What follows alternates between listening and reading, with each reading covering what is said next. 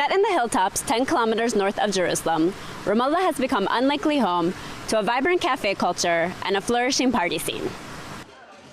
Bars, restaurants, and coffee shops dot the city landscape, attracting a variety of nightlife seekers. We've been getting all kinds of mixed crowds. We've been getting, anything from the teenage age to the 20s to the 50s. Thursday nights here, Saturday nights, there's not a seat. We've only been open for about 10 days or 2 weeks. There's not a seat in this place on Thursdays and Saturday nights. The music goes on. People really enjoy their time. I'm really shocked that the nightlife is this cool in Ramallah. Several factors have contributed to the growth of nightlife in Ramallah. As headquarters of the Palestinian Authority and an economic hub where an array of businesses have opened their doors, Ramallah attracts Palestinians from across the West Bank who migrate to the city for work opportunities. The city also houses diplomatic missions and numerous international aid organizations through which donor money flows.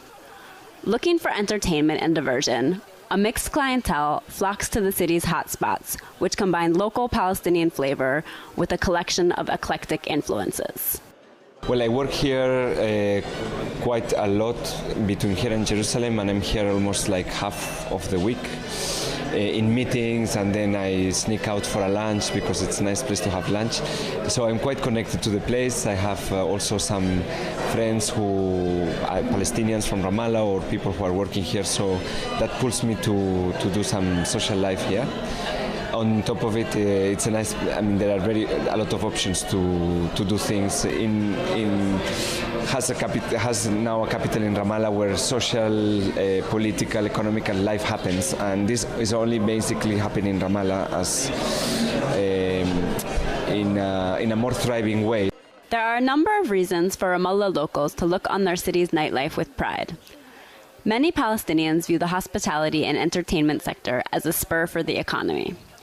Others are glad to see that despite Israeli military control of the West Bank, Palestinians are still continuing on with life, opening restaurants, going out, and finding enjoyment where they can in social and cultural life.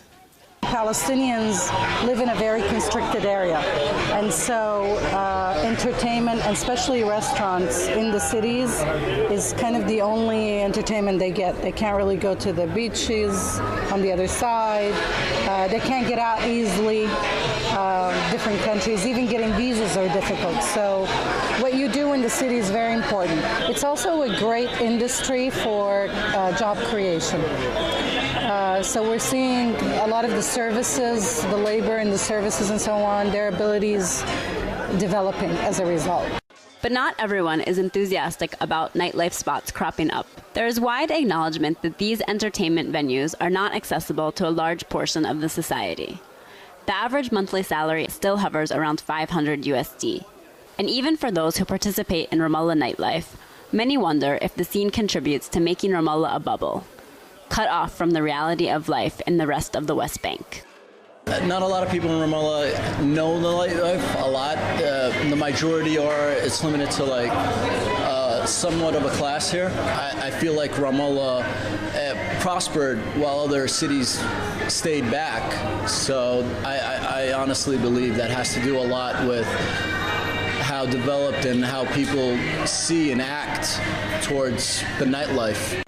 While the emergence of cafes and bars in Ramallah does find some detractors, the nightlife scene has become a familiar aspect of the city and a recognized part of its character.